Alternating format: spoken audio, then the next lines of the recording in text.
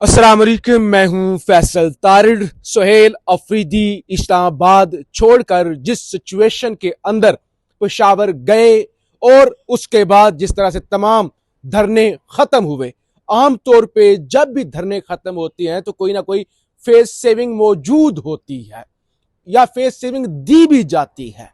अब बगैर किसी फेस सेविंग के, बगैर किसी कमिटमेंट के जो सामने चीजें हैं, हो सकता है बैकडोर को छुआ हो, खान का की सेहत को कंप्रोमाइज्ड करके या जिसे कहते हैं कि उस पे उसको बस एक साइड पे रख के जब सुहेल अफरीदी ये कहकर चले गए कि भाई अब घी सीधी उंगली से नहीं निकलेगा, टेढ़ी उंगली से निकालना पड़ेगा, लिहाजा मैं एक फोर्स बनाने जा रहा हूं। ये चीजें पूरा दिन रिपोर्ट हुई और आप इस बारे में जान चुके हैं। अब हुकूमत की जानब से एक तो इस पर पहला रद्द अमल आया है। राना सनाउल्लाह साहब अहमद मीर साहब के प्रोग्राम में थे, उन्होंने कहा कि ये जो उंगलियों वाली बात कर रहे हैं ना, इनकी उंगली ही नहीं बचेगी। ये जो कह रहे हैं ना उंगली, पहले तो उनका इनके पास उंगली है कोई नहीं, इनकी इतनी हैसियत नहीं है।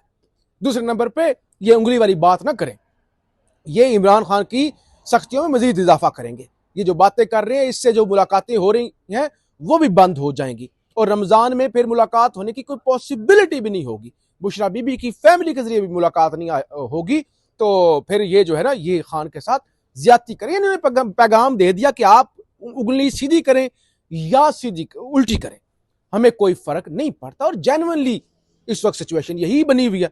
इतनी बड़ी हाइप, पूरी दुनिया, पूरा इंटरनेशनल मीडिया एक खबर लगा रहा था कि साबिक वजीर आजम जेल में और आंख जाया हो गई और सारा मामला किसी के कान पर जूं तक नहीं रेंगी।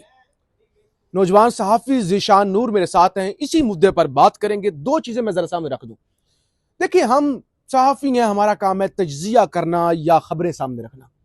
कोई फोर्स बनाए कोई ना फोर्स बनाए, ये उसकी अपनी मर्जी है, लेकिन मैं सिर्फ दो पॉइंट रख के आपकी तरफ जाऊंगा। नंबर वन, ये मैं किसी को नीचा नहीं दिखा रहा, मैं अपनी वैसे एक तज्जिया दे रहा हूं। क्या जब आप कहते हैं कि हम मुसल्ला फोर्स बनाएंगे, यानी जब आपने फोर्स हो गया, एक होता है तंजीम बनाएंगे, तंजीम में पहले भी जब आप फोर्स कहते हैं तो फिर वो फोर्स ही होती है, वो लड़ती है, मरती है, मारती है, कुछ भी करती है।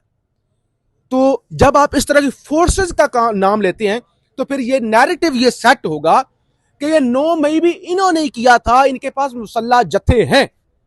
नंबर टू, ठीक है, पाकिस्तान के अंदर ना कानून है ना आइन है, पीटीआई के लिए तो बिल्कुल भी नहीं है। तो क्या पाकिस्तान का आइन, पाकिस्तान का कानून या किसी भी मुल्क का कानून किसी सियासी जमात को कोई भी फोर्स बनाने की इजाजत देता है? ईमान, इत्तेहाद, तंजीम, ये तो हमने सुना है। फोर्स कोई प्राइवेट मिलिशिया बनाए, यानी ये मैं किसी बात तनकीद करते हुए बात नहीं कर रहा, मैं अपनी असेसमेंट सामने रख रहा हूं कि ये क्या बात हो रही है, ये कितनी इमैच्योर बात है। हो सकता है कल हम इस फोर्स के बारे में बात करें कि भाई बड़ी कामयाब फोर्स है, बड़ी नाकाम फोर्स है, लेकिन एक जेन्युइन बात यह है कि ये किस तरह की बात हो रही है। और ज़ीशान नूर साहब, बाकी आप इस पर रोशनी डालें।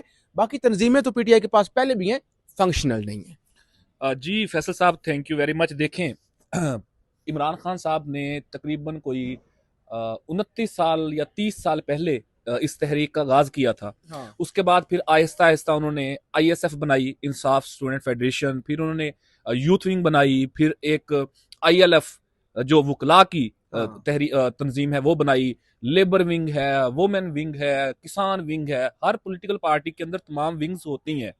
अगर पीटीआई के पास नौजवानों को सामने रखते हुए दो तंजीमें आईएसएफ और यूथ पहले मौजूद है, फंक्शनल भी है, तजर्बा भी उसका हो चुका है, तो अब ये जो एक नई फोर्स जिसका आप जिक्र भी कर रहे थे, मेरी भी इसके ऊपर मैं आपकी बात को सैंकड़ी करूंगा कि ये क्या आइडिया है। क्या ये सुहेल अफरीदी साहब का जाती तौर पे, इनफरादी तौर पे अकेले ये एक आइडिया था कि मैं ये करूंगा, या इसके ऊपर कोई इनपुट किसी और का भी है? हाँ। चलें, मान लेते हैं कि इसकी मेंबरशिप होगी। ब्लफ है, हाँ। टाइम टेकिंग है, टाइम वो चाह रहे हैं, उस टाइम के अंदर यानी कि एक महीना रमजान के अंदर कोई डेवलपमेंट हो सकती है, वो तो एक अलग बहस हो जाएगी। लेकिन अगर वो ये फोर्स बना लेते हैं, इसमें कौन लोग होंगे?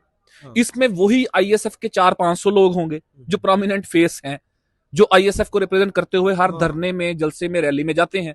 वही यूथ के 400-500 लोग होंगे। इन्हीं में से इकट्ठे होकर तो उसी फोर्स के अंदर जाएंगे ना। वो कोई युगंडा से तो इन्होंने इंपोर्ट नहीं करनी वो कौम। यही कौम में से जो दाई हार्ट ग्राउंड के वर्कर्स हैं, जो जमीन के ऊपर मौजूद होते हैं, हर तहरीक के अंदर, हर रैली जलसे के अंदर, एहतजाज के अंदर, वही लोग इसके अंदर होंगे ना। तो आप नए सिरे से एक नया काम शुरू कर रहे हैं कि उनकी रजिस्ट्रेशन होगी, कार्ड्स छपेंगे, नई लिस्टें बनेंगी, और फिर वो जो मुतहरिक लोग होंगे उनकी लिस्टों का डाटा फिर उनके पास भी जाएगा। तो ये तो आप डबल मुश्किल करने जा रहे हैं कारकुनान के लिए। अगर कोई 2000, 2500 या 3000 कारकुनान फ्रंट पे खड़े होने वाले हैं, तो आप री स्ट्रक्चर कर रहे हैं तमाम चीजों को, आप उन्हें ही इंपावर कर सकते हैं जो तंजीमें आपके पास मौजूद हैं। ये तो होगी उस फोर्स के हवाले से बात आपकी और मेरी भी, जिसके हवाले से उन्होंने ऐलान किया। अहम यह है कि क्या ये फोर्स बना के बाई फोर्स इमरान खान को रिहा करवाया जा सकता है? तो मेरा इसके ऊपर जवाब है बिल्कुल नहीं। आप हो सकता है इख्तलाफ करें, सुनने वाले इख्तलाफ करें, ऐसा नहीं हो सकता। एक बात फैसल साहब नाजरीन भी जानते होंगे कि 2022 में जब इमरान खान को हुकूमत से हटाया गया, तो लड़ाई शुरू हो गई एस्टेब्लिशमेंट के साथ। पहले जो मिलिट्री लीडरशिप थी, जनरल बाजवा साहब, उनके साथ डीजीआई और थे। अब क्यादत चेंज होगी साल के बाद, 2022 में क्यादत चेंज होगी। पिछले 4 साल में ये लड़ाई कभी बहुत पीक पे गई, कभी बिल्कुल खामोशी हो गई, लेकिन मज़ाहमत होती रही। हर तरह से मज़ाहमत होती रही। लेकिन एक बात जो नहीं बोलने वाली है वो ये है कि ये जो निज़ाम है मौजूदा, ये जो सिस्टम है, रजीम है, ये हर गुजरते वक्त के साथ मजबूत हुई है। ये कमजोर नहीं हुई, ये बात आप मानेंगे। अदालती सतह के ऊपर मजबूत हुई। आप देख लें, सुप्रीम कोर्ट है, ये फेडरल कोर्ट है, इस्लामाबाद हाई कोर्ट है, मुकम्मल कंट्रोल है। कंट्रोल खैर पहले भी होता था, लेकिन इतना नहीं होता था। अगर आप लीगल फर्टेनिटी की बात करते हैं तो बार्स हो, वकला हो, controlled, parliament controlled, bureaucracy controlled, police, बाकी इदारे कंट्रोल्ड। सो निजाम, रजीम मजीद मजबूत होती गई पिछले 4 साल में। पीटीआई तकसीम का शिकार होती गई। मजीद जो कसर थी वो कुछ जो हमारे बहुत जीश और ओवरसीज बैठे हुए हैं, वहां से बैठ के व्लॉगिंग करते हैं, सारा दिन सोते हैं, रात को उठ के व्लॉग कर देते हैं, ये गद्दार, वो गद्दार, वो गद्दार। ओ भाई, अगर आपको मौजूदा जो पीटीआई की क्यादत है, 5 नाम ले लेते हैं, अल्लामा राजा नसर अब्बास, महमूद खान अजहरी, सुहेल अफरीदी, ये 3 भी अगर हम नाम लेते हैं, ये 3 वो लोग हैं कि जिसके ऊपर इमरान खान ने अभी 3-4 महीने पहले एतमाद का इजहार किया, और अभी तक उनका एतमाद मौजूद है इसके ऊपर। उनकी कोई स्टेटमेंट इनके हवाले से नहीं आई। अगर ये 3 लोग भी इमरान खान के साथ मुखलिस नहीं है, तो फिर कोई माजा गामा तेलू मुखलिस होंगे? यही सारे हैं ना, कौन होगा? इन्हीं के साथ ही गुजारा करना है ना। अगर आप मेन लीडरशिप में से 30-40 लोगों को कहते हैं कि गद्दार है, उनको साइड पे निकाल दें, उनकी जगह पे लेके किसको आना है? रिप्लेसमेंट क्या है? कोई मुतबादल फहरिस्त है आपके पास कि जी फैसल तारड़, जिशान नूर, या जो सुन रहे हैं हमारे दोस्त, क्या ये क्यादत करें पीटीआई की? या तो कोई प्लान भी देना कि उनको निकाल के आपने लेके किसको आना है। भाई यही क्यादत है। इसी ने जमीनी हकायक के मुताबिक जो पाकिस्तान के अंदर सूरत हाल है, उसी के मुताबिक ही इन्होंने काम करना है। इस सारे सिनेरियो में जो अभी 3-4 दिन का खसूसन हुआ खान साहब की सेहत के बाद धरनों को लेके, उसमें देखें कि केपीके के अंदर 3-4-5 जगह से सड़कें ब्लॉक हुई। पहले मोटरवे ब्लॉक हुई, फिर जीटी रोड ब्लॉक हुई, एक जैम पैक वाला मामला होगा, लोगों को मुश्किलात हुई। पंजाब के अंदर से रिस्पांस नहीं आया, लोग नहीं निकले। उस वजह यह है कि पंजाब में ग्राउंड के ऊपर सूरत हाल ये है। नाज़रीन को याद होगा कि 2022 में इमरान खान के ऊपर हमला हुआ वजीराबाद के अंदर, सब याद है आपको? हुकूमत थी पंजाब में पाकिस्तान तहरीक इंसाफ की, FIR दर्ज नहीं हो सकी थी। उसके बाद नवंबर 2022 के अंदर रावलपिंडी में जलसा था, आर्मी चीफ की तैनाती से 3 दिन पहले। खान साहब चाहते थे कि मैं जो अपना स्टेज है वो एक खास जगह पे वो रखवाना चाह रहे थे, मरी रोड के ऊपर। हुकूमत है पाकिस्तान तहरीक इंसाफ की, सीपीओ रावलपिंडी खुद नफरी के साथ आए, उन्होंने उठा के कंटेनर साइड पे मरवाया कि उठो यहां से निकलो। ये अपनी मर्जी का स्टेज नहीं लगा सके थे, आगे लेके जाना पड़ा था 1 किलोमीटर ना। सो निजाम जो है वो इतना बेरहम होता है और शिकंजा उसका इतना टाइट होता है, और 2022 के और हालात थे। आज तो निजाम बड़ा मजबूत और बेरहम भी हो चुका है। सो इस सारे सिनेरियो के अंदर पीटीआई, मुझे एक आखिरी लाइन उसके बाद आप वाइंड अप कीजिएगा, मुझे लगता है कि पीटीआई को सारी चीजें छोड़ के ना, मुयस्सर क़यादत को पहले ये जो ग्रुप बंदी है, धड़ा बंदी है, जो इनके दरमियान वो एक दरार पैदा हो गया, उसको खत्म करेंगे, बैठेंगे, गिले शिकवे दूर करेंगे सारे लोग। टू बी ऑनेस्ट, खान साहब की बहनें भी, सीएम साहब भी, ये मरकजी क़यादत बुजुर्ग सारे, इवन दैट अलीमीन खान गंडापुर भी, ये तमाम स्टेक होल्डर बैठेंगे, अपने मैं है इनके अंदर की वो खत्म करके कोई लायामल बनाएंगे, तो इमरान खान के लिए कोई आसानी हो सकती है। अदरवाइज अब इन तिलों में वो तेल नहीं रहा कि ये इमरान खान को रिहा करवा सके या उनकी सेहत के मामला को लेकर कोई बड़ा प्रेशर जो है वो कर सके। आखिरी वो ऐड करें जो राना सनाउल्लाह का जी जी रद्द-ए-अमल है। चलें, मैं सिर्फ दो चीजें वाजा करना चाहता हूं। यहां तक जो लोगों ने गुफ्तगू सुन ली है हमारी, उसके बाद एक तासुर ये जरूर जाएगा कि ये मुजामत से रोक रहे हैं, ये बुजदली दिखा रहे हैं, ये कह रहे हैं कि निजाम अगर इतना ताकतवर है तो उसके सामने घुटने टेक जाओ। इसका मतलब इस गुफ्तगू का तो फिर यही बनता है ना। लेकिन ऐसा नहीं है। लेकिन बात ये है, सच्ची बात ये है, जब आपका 500 बंदा भी ना बाहर निकले, ठीक है, या तो ये है कि अगर आइडियल सिचुएशन तो इनकलाब ही है भाई, आइडियल सिचुएशन तो मुजामती है, आइडियल सिचुएशन तो ये है कि लोग उठे और अपना हक लें। लेकिन अगर दौरे हाजिर का इतना बड़ा लीडर भी इस कौम को नहीं जगा सका, सुहेल अफरीदी और महमूद खान चकजई कुछ नहीं कर सकते। दूसरी चीज, सियासी जमातें डायलॉग करती हैं, रास्ता बनाती हैं, गुफ्तगू करती हैं, लोगों के अंदर शऊर पैदा करती हैं और रास्ते निकाल के सरवाइव करती हैं ऐसे मुल्कों के अंदर। ये कोई कोई इंग्लैंड तो नहीं है ना, कोई अमेरिका तो नहीं है ना, या कोई और जो है। यहाँ पे तो जहालत बहुत ज्यादा है, तो लिहाजा इस वक्त फोर्सेस नहीं, मतलब फोर्सेस बनाने से आपको क्या मिलेगा?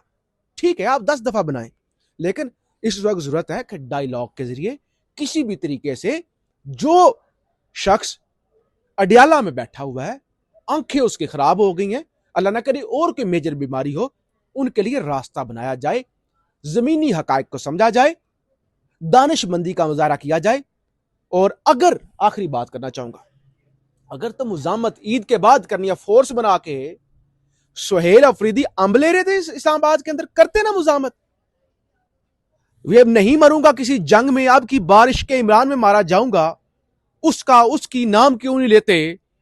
वो भाई बाकी फोर्सें तो बाद में मुजामत करेंगी, आप अभी इस्लामाबाद में बैठ करते ना मुजामत।